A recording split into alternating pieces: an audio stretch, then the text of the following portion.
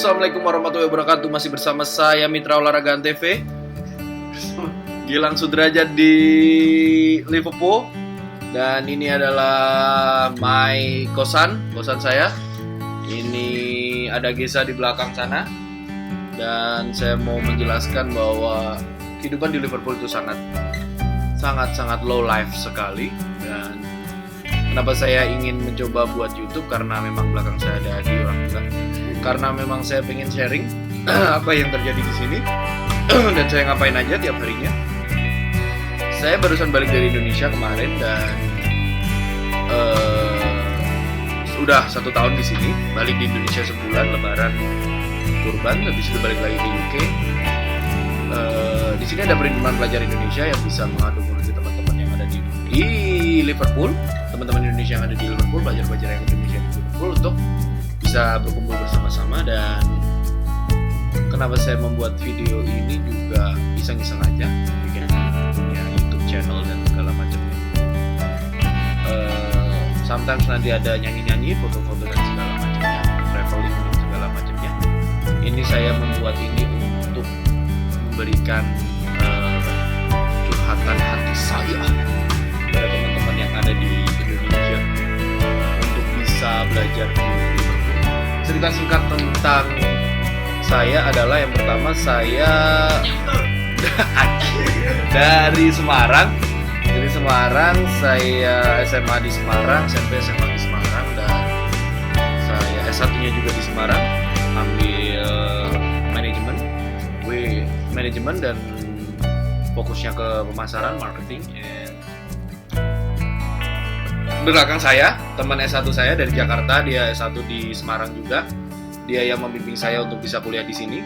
Dia meyakinkan saya bahwa orang yang nggak terlalu pintar, orang yang nggak terlalu smart, orang yang nggak terlalu fokus sama belajar, kalau mereka punya keinginan yang kuat dan semangat yang tinggi, pasti bisa ke UK. Saya kuliah 11 semester. Itu lama banget. 5 tahun setengah. Kalau buat kredit rumah itu mungkin udah bisa, kredit mobil udah 2 kali. Teman saya Geza lulus cepat 3,5 tahun, tapi dia nggak masuk kuliah. Kebetulan saya lulus 5,5 tahun, sekali daftar bisa masuk. Itulah karena pertolongan dari yang di belakang saya sana ini.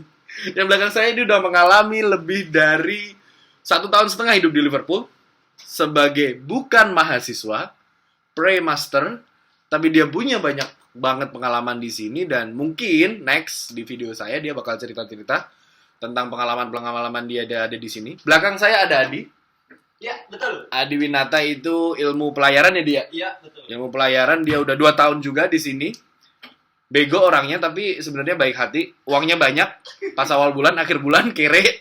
Karena dia emang suka belanja, suka jajan, suka apa ya?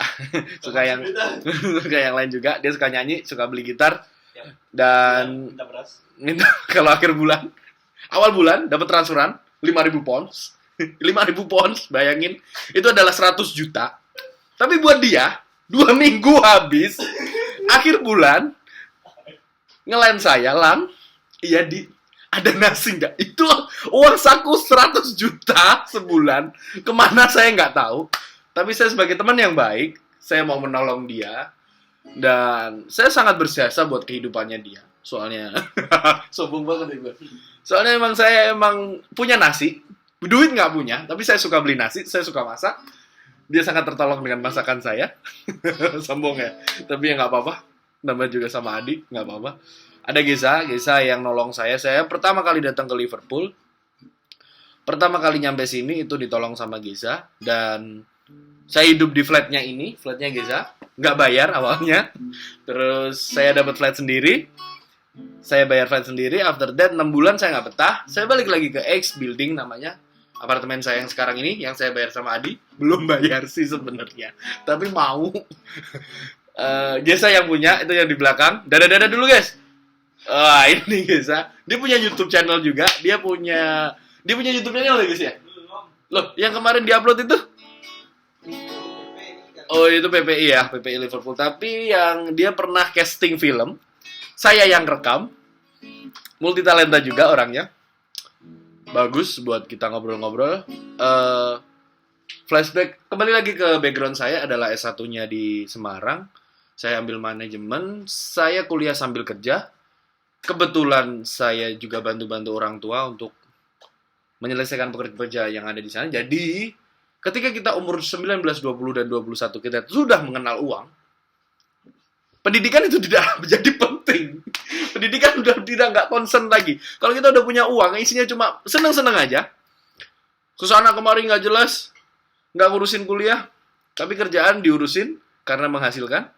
Tapi kuliah nggak terlalu diurusin. Sampai akhirnya pada di satu titik saya harus papa hancur nah.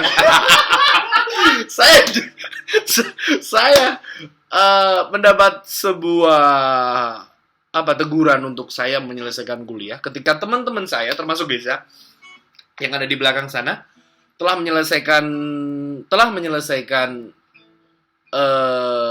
studinya S1-nya dan dia mencoba mencari kuliah di Liverpool. Saat itu dia masih tinggal di Semarang, kos di Semarang.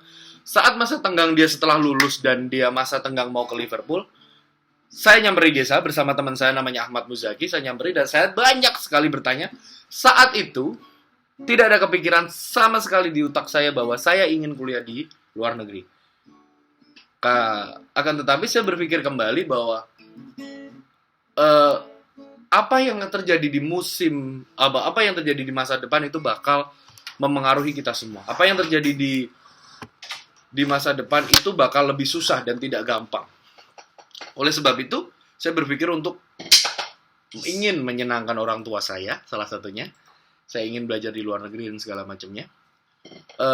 Selanjutnya, saya mencoba mengganggu Geza dalam artian saya minta tolong segala macam gimana caranya daftar, gimana. Saya nggak pakai, kebetulan alhamdulillah saya nggak pakai kayak biro-biro jasa penyalur tenaga kuliah, bukan tenaga kerja, penyalur tenaga kuliah, dan Geza ini sangat membantu saya sekali, CV segala macamnya.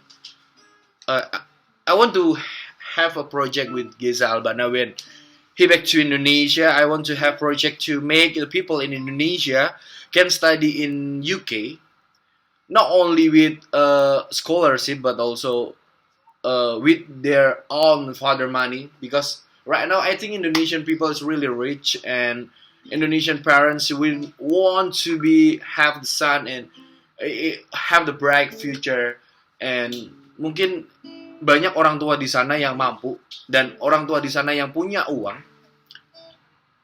Dan anak-anak yang sekarang yang masih senang-senang, happy-happy segala macam, sadar kalau kalian tuh butuh perang juga, kalian butuh bertanding juga, kalian butuh sesuatu yang baru juga untuk menunjukkan kualitas kalian.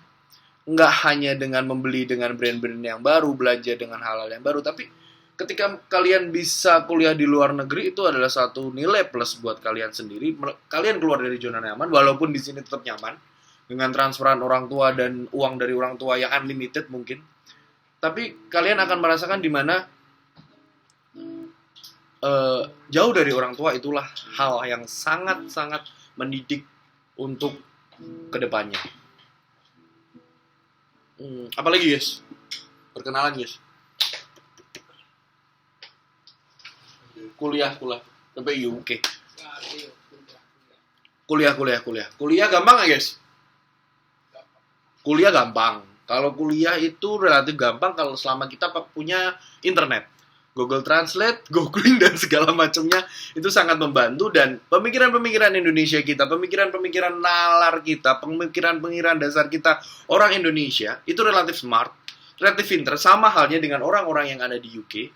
Saya tidak mengsangsikan sama sekali orang-orang yang ada di Indonesia bisa lebih dan lebih lagi daripada orang-orang yang ada di luar negeri. Tapi saya pikir saya sendiri contohnya, dengan pernah memiliki IPK 0,5. Iya, anjing. Tapi habis itu saya move on, dapat 1,5, 2,5, mungkin bisa dapat 3. Habis itu saya lulus, saya KKN, saya bisa nyampe sini. Saya dapat 0,5 itu bukan gara-gara memang saya bego, tapi saya nggak pernah datang ke kelas dan saya tidak bisa ujian. Itu alasannya saya. Beda cerita kalau misalkan kalian nggak punya keinginan untuk lulus, itu beda dengan kalian punya keinginan untuk lulus tapi susah. Susah di sini bukan kalian, susah itu berarti susah di sini bukan dosen atau mata kuliah itu. Susah di sini adalah kalian sendiri punya kemampuan nggak untuk menyelesaikan semuanya gitu. Ya nggak, guys? Iya. Ada masukan, guys? Apalagi Komitmen. oh is bener. Komitmen. Jadi komitmen buat diri sendiri. Yang paling utama adalah komitmen buat diri sendiri.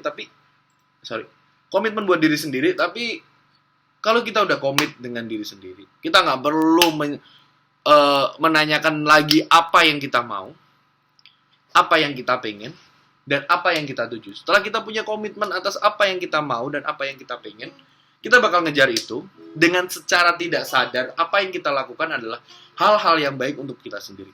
Satu teori yang memang saya pegang sampai sekarang, saya dapatkan di Inggris karena emang saya belajar Human Resource Management, HRM, ada Strategic People Management di sini. Dari teorinya Maslow, environment change behavior, itu membuat itu adalah pegangan hidup saya. Ketika bersama orang-orang yang baik, ketika kita bersama dengan penjual parfum, kita pasti punya dengan bau-bau parfum yang wangi. Ketika berteman dengan orang-orang yang pintar, kita pasti ketularan pintar. Itu jauhnya. Dekatnya adalah ketika saya pun tidak tahu sama sekali dunia fotografi, saya berteman dengan orang-orang yang bisa foto, bisa menghasilkan gambar-gambar yang bagus. Secara tidak sadar, saya bisa melakukannya juga. Secara tidak sadar, secara bawah sadar, saya bisa melakukan foto dengan kerutinitas saya, berkumpul dengan teman-teman fotografi. Dan hal yang lainnya adalah, environment di sini adalah ketika kita tidak bisa berbahasa Inggris, itu bukan suatu masalah yang besar dan bukan suatu masalah yang sangat-sangat susah. Ketika orang-orang kita berdatang di sini dan kita sedikit saja bisa bahasa Inggris, sedikit tidak banyak, akan tetapi kita paham apa yang mereka katakan, itu lebih dari cukup untuk kita bisa struggle di sini. Betul nggak, guys? Gisa pun mengatakan bahasa Inggris gue pun nggak terlalu jago. Apalagi saya yang 5,5 IELTS-nya, standar di Inggris itu 6 ya guys, masuk ya? 6,5 ya? 6,5, padahal IELTS saya cuma 5,5. After that, mereka ngasih saya interview di University of Chester. Mereka mengadakan interview via Skype. Dan Gisa bilang, take it, ambil dulu itu, nggak usah tes IELTS lagi. Take it, itu, interview. Take it itu bener ya? Bener. Take it kok itu salah bro. Jadi ambil itu, habis itu kalau memang kita nggak lolos, ya udah kita ambil IELTS. Tapi kalau bisa lolos, ya udah kita berangkat ke UK. Akhirnya dengan sangat bangga saya bilang kepada teman-teman sekalian bahwa saya lolos interview dengan pertanyaan-pertanyaan yang mungkin jauh dari pemikiran teman-teman sekalian, bahwa semua itu ada di YouTube. Pertanyaan-pertanyaan yang diberikan itu semuanya ada di internet. Jadi ketika pertanyaan itu muncul adalah pertanyaan ketika di mana apa yang akan kamu lakukan? Apa tujuan Anda? Yang penting di UK adalah kalian itu harus menjawab bahwa kalian tidak ingin bekerja di UK. Itulah intinya. Karena orang-orang UK itu nggak mau sekali mereka punya saingan orang-orang dari luar UK. Hal yang pertama, jadi pegangan untuk kalian diterima adalah apa yang kamu lakukan ketika setelah keterima dan setelah lulus di UK, apa yang kamu lakukan? Bilang aja gini, setelah saya lulus, saya akan kembali ke Indonesia membantu bisnis orang tua saya. Itu yang pertama. Yang kedua, saya akan kembali ke Indonesia adalah membangun negara saya. Itu yang kedua.